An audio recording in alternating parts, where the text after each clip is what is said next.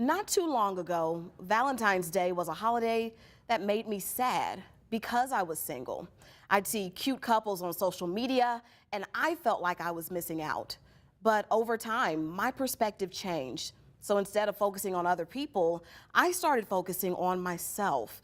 And I realized that it doesn't matter if you're single or not. You are worth celebrating on Valentine's Day and every other day of the year.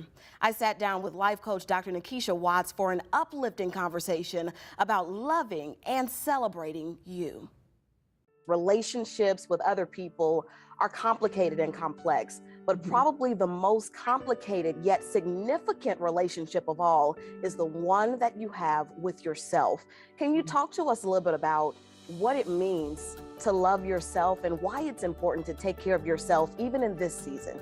We have been taught for so many times, so often, that people are supposed to celebrate us and do all of these things, and we forget to celebrate ourselves. You are important. Although we're able to take care of everybody else, you must take care of yourself, because that's the key. If you are not good, the people around you are not good as well. People talk about self-love. That's definitely something you see a lot on social media, where people say self-love looks like taking a bubble bath after a long day, or maybe taking yourself out to go shopping.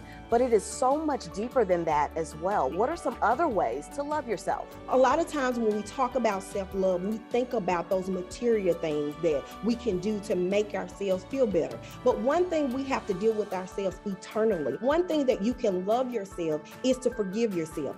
And you need to be able to celebrate those small wins, right? We talk about the big things and exciting things that happen, but what about those small things? Also, accept your flaws. One thing I always tell my clients with She Uplift: when you accept your flaws, no one can use them against you. And so when you accept your flaws, you know who you are, you know what you need work on. Those are the things that you have to figure out. What makes you happy? What makes you exciting? And you do that for you, because you are important. It sounds like self-care means a lot of self-work. What are some other ways to refill your cup during this time? If you're anything like me, you're a motivator, or you're always trying to make people feel better, there are some things that you can do personally to refill yourself. One of those things, I pick up a motivational book.